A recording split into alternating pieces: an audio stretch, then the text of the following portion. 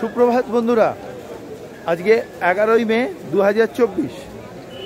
গতকালকে তো কেদারনাথ ধামে ছিলাম, তার ভিডিও আপনাদেরকে দেখিয়েছি।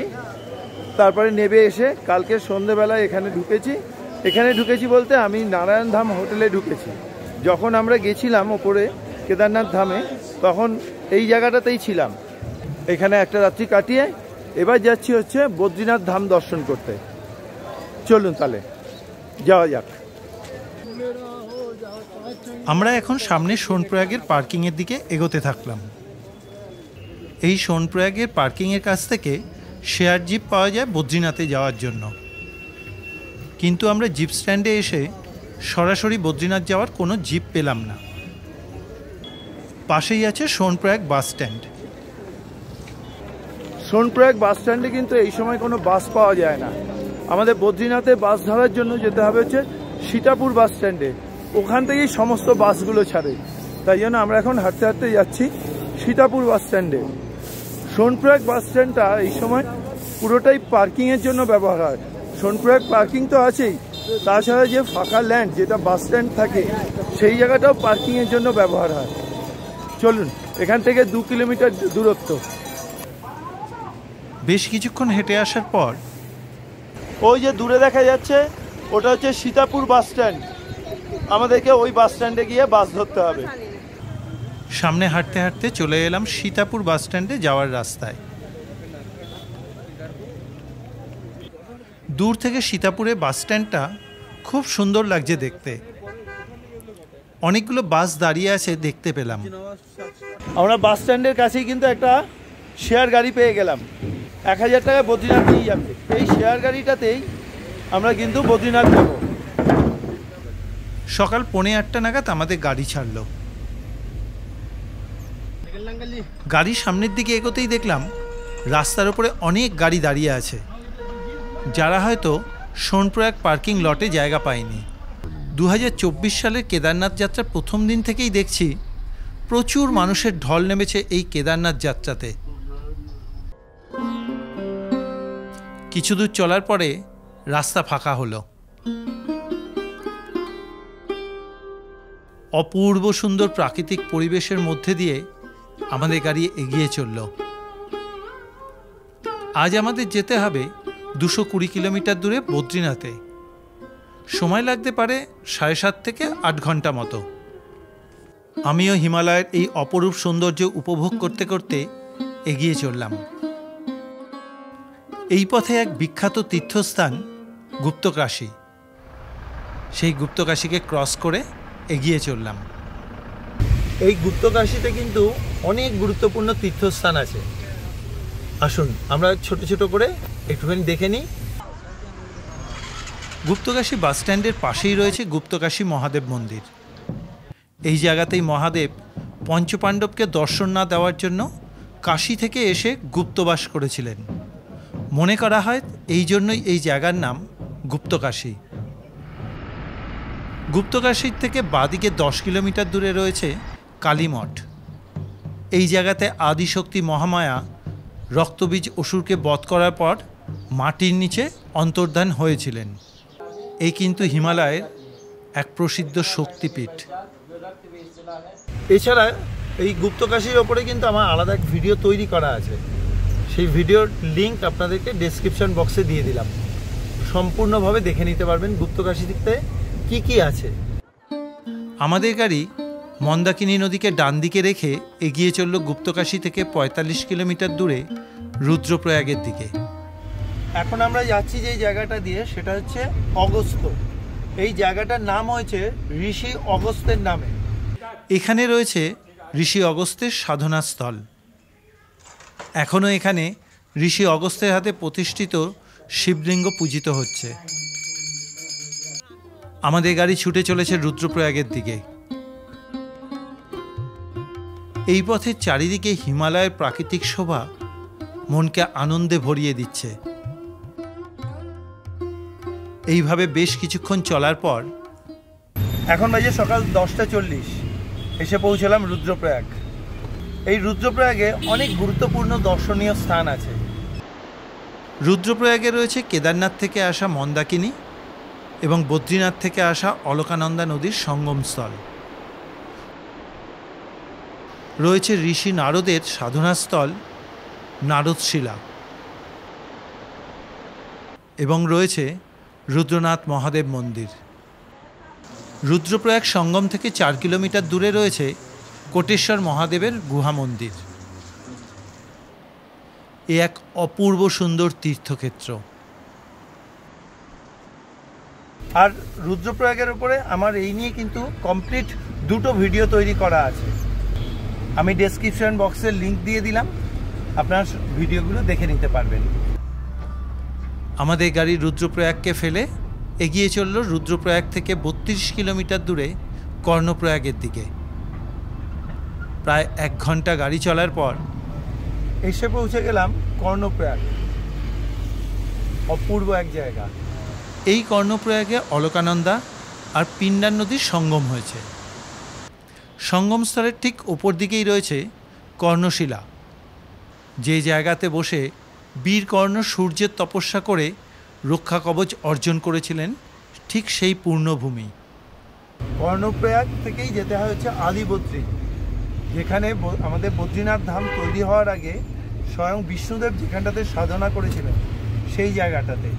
এই কর্ণপ্রয়াগ এবং আদিবদ্রী এই 2 জায়গার উপরে আমি আলাদা আলাদাভাবে কিন্তু ভিডিও তৈরি করেছি। আমি সেটা আপনাদেরকে দিয়ে দিলাম, লিঙ্কটা দেখে নিতে পারবেন।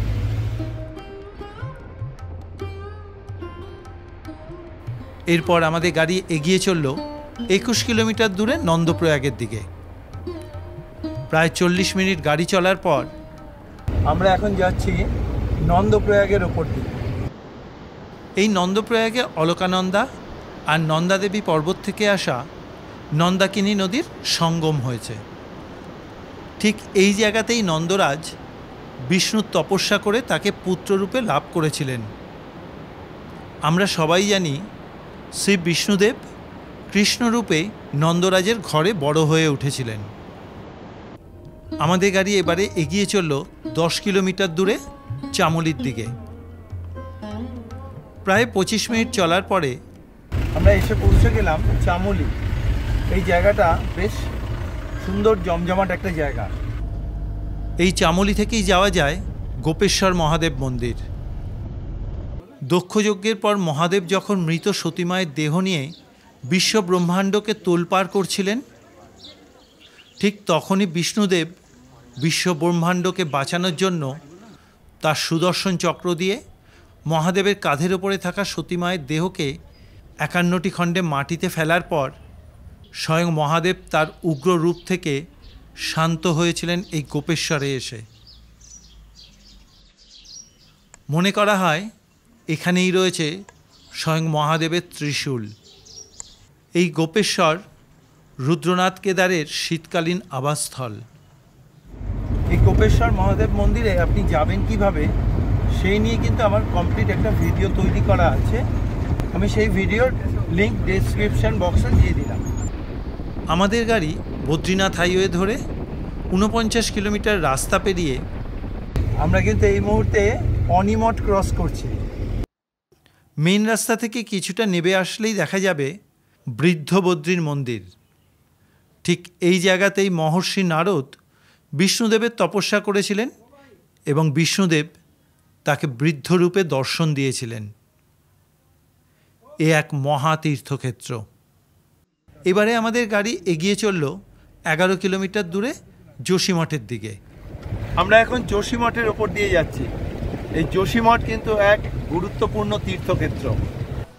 এই যোশীমঠ অর্থাৎ জ্যোতির্মঠেই আদিগুরু শঙ্করাচার্য সাধনা করে দিব্য জ্ঞান লাভ করেছিলেন।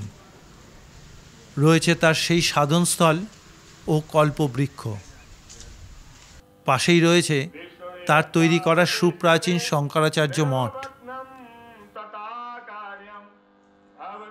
এবং এই জায়গাতেই রয়েছে সেই বিখ্যাত নৃসিংহ মন্দির। এই নৃসিংহ মন্দিরই বদ্রী বিশালের শীতকালীন আবাসস্থল। আর এই সমস্ত জায়গার সম্পূর্ণ ভিডিও আমি তৈরি করেছি, সেই ভিডিওগুলোর লিঙ্ক আপনাদেরকে ডেসক্রিপশন বক্সে দিয়ে দিলাম। এরপরে গাড়ি এগিয়ে চলল 10 কিলোমিটার দূরে বিষ্ণুপ্রয়াগের দিকে। প্রায় 30 মিনিট চলার পর টুপটুপ করে বৃষ্টি পড়ছে। এই বিষ্ণুপ্রয়াগেই অলকানন্দা নদীর সাথে ধৌলিগঙ্গার সঙ্গম হয়েছে। রয়েছে দুই দিকে দুই পর্বত, ডান দিকে জয় আর বাদিকে বিজয়। এই দুই পর্বতকে বিষ্ণুদেবের দ্বারপাল বলা হয়।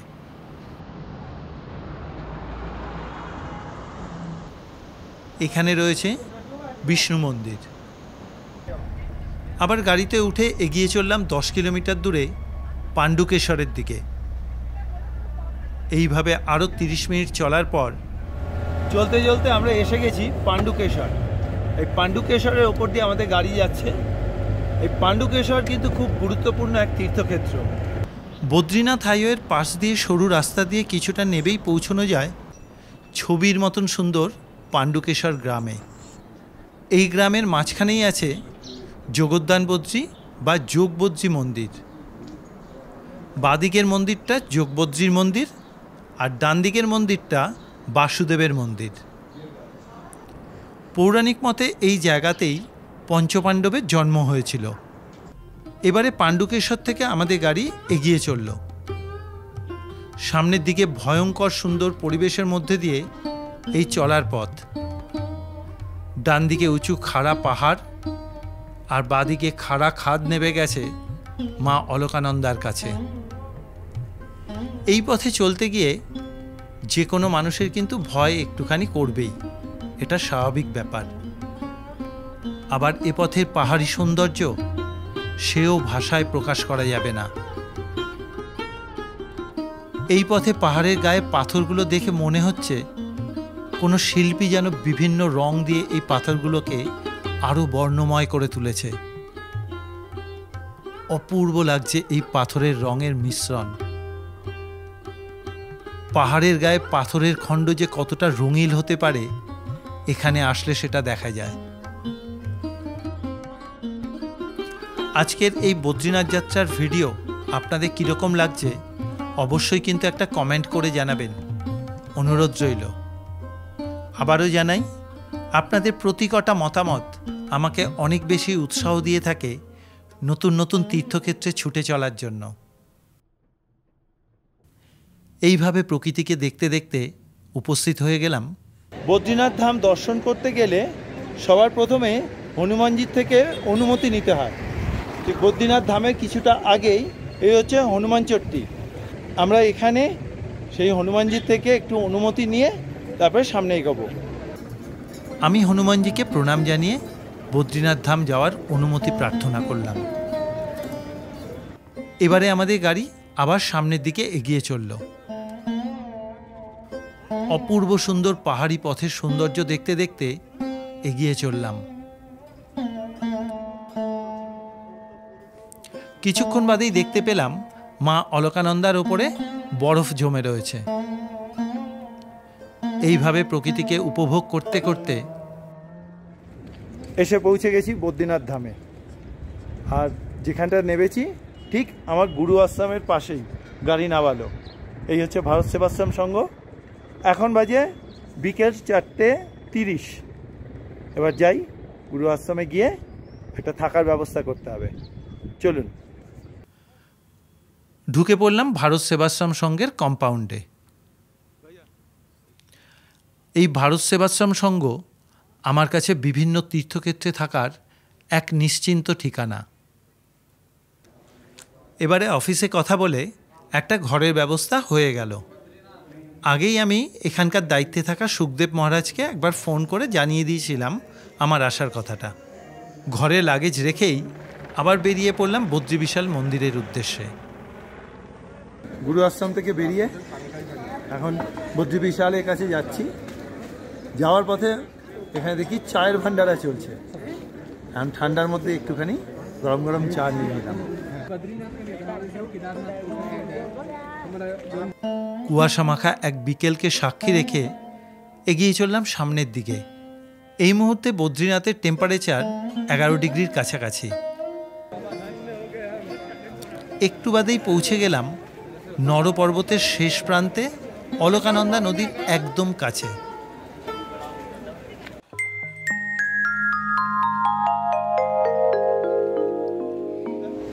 চলে এসেছি আরেক পুণ্যভূমিতে, বদ্রী বিশালের দরবারে। উল্টো দিকেই নারায়ণ পর্বতে তখন বদ্রী বিশালের মন্দির জ্বলজ্বল করছে। সামনে উদ্যম বেগে বেয়ে চলা অলকানন্দা নদী, আর তারপরেই এই বদ্রীনাথ ধাম। এ হল স্বর্গলোকের একটা খণ্ড। অপূর্ব লাগছে এখানকার পরিবেশ। আমি প্রবেশদ্বার দিয়ে হাঁটতে হাঁটতে এগিয়ে চললাম মা অলকানন্দার ওপরের ব্রিজ দিয়ে। এসে পৌঁছে গেলাম বদ্রী বিশাল মন্দিরের একদম সামনে। তখন মন্দিরের দ্বার বন্ধ। দেখলাম তখন সারা মন্দির জুড়ে ফুল দিয়ে সাজানোর কাজ চলছে। কালকেই এই বদ্রীনাথ ধাম 6 মাস বাদে আবার দ্বার খুলে দেওয়া হবে সমস্ত ভক্তদের জন্য। চারিদিকে তখন কর্মীদের ব্যস্ততা। প্রচুর ভক্ত আজকেই উপস্থিত হয়ে গেছেন আগামীকালের সেই মহেন্দ্রক্ষণকে নিজের চোখে দর্শন করার জন্য। একটু বাদেই আকাশে মেঘ করে এলো, শুরু হলো ঝিরঝির করে বৃষ্টি। আমি এই বৃষ্টিতেই মন্দিরের অপরূপ সৌন্দর্য দেখতে থাকলাম। এই মুহূর্তে বৃষ্টি নেমে গেছে। আপনাদেরকে বদ্রী বিশালের মন্দিরের ওপেনিংয়ের আগের মুহূর্ত পর্যন্ত দেখালাম। বৃষ্টি বাড়তেই বেরিয়ে পড়লাম।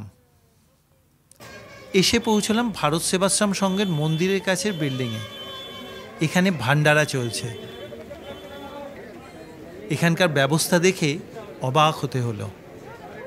বিরাট বিরাট পাত্র করে অনেক ধরনের খাওয়ার পরিবেশন করা হচ্ছে। আরেকদিকে সারা দিন ধরে হাজার হাজার দর্শনার্থী এই ভান্ডারার থেকে প্রসাদ গ্রহণ করে চলেছেন।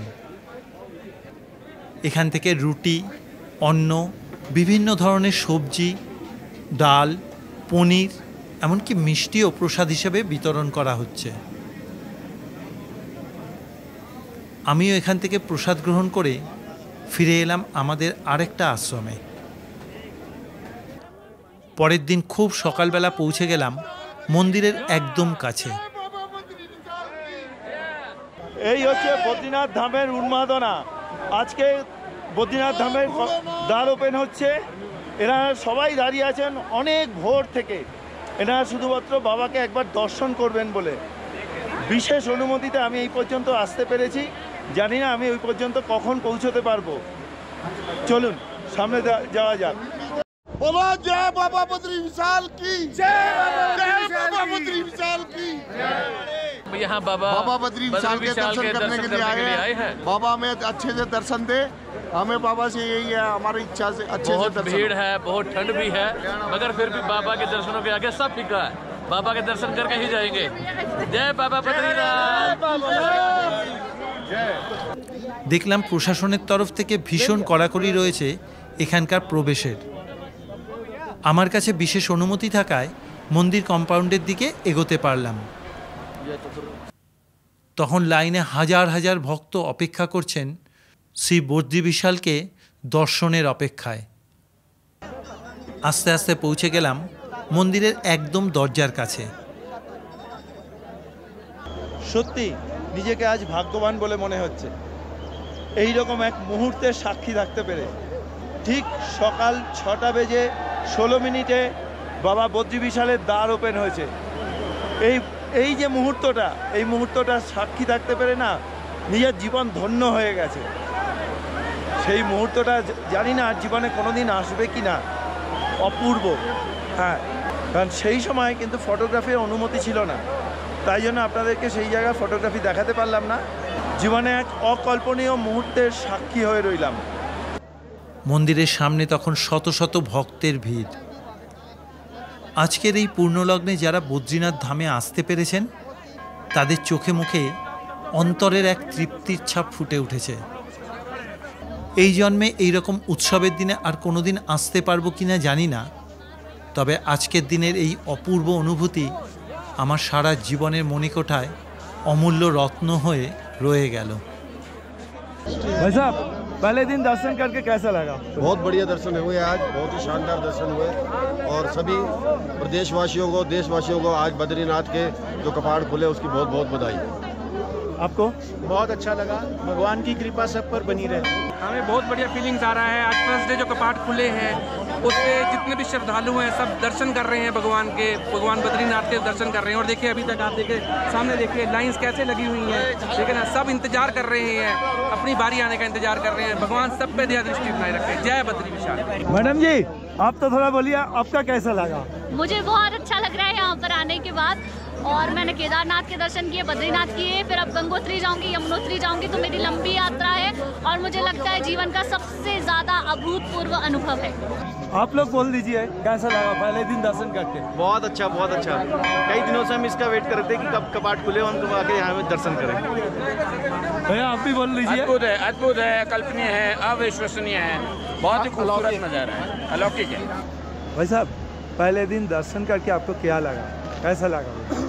बहुत ही सुकून मिला और जो है मैं तो सबसे ये कहूँगा कि एक बार बाबा के दरबार में पक्का आया करो।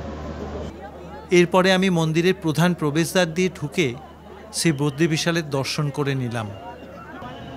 গর্ভমন্দিরে ছবি তোলার অনুমতি না থাকায় সেই ছবি আপনাদেরকে দেখাতে পারলাম না।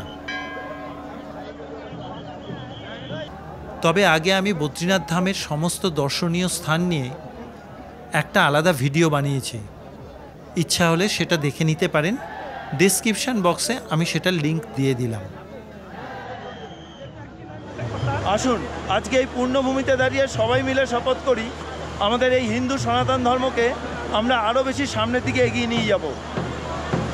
আজকের ভিডিও আপনাদের কীরকম লাগলো আপনারা কিন্তু অবশ্যই একটা কমেন্ট করে জানাবেন, অনুরোধ রইল। আজকের ভিডিও এখানেই শেষ করলাম। বদ্রীনাথ ক্ষেত্রের অন্যান্য যে সমস্ত জায়গাগুলো আছে তা নিয়ে কিন্তু আমি একটা কমপ্লিট ভিডিও তৈরি করেছি। আমি কিন্তু সেই ভিডিওর লিঙ্ক ডেসক্রিপশন বক্সে দিয়ে দিলাম, কারণ আজকেই আমাদেরকে ফিরে যেতে হবে। তাই আজকে এখানে ভিডিও শেষ করছি। সবাই ভালো থাকবেন, সুস্থ থাকবেন। জয় বদ্রী বিশালের জয়।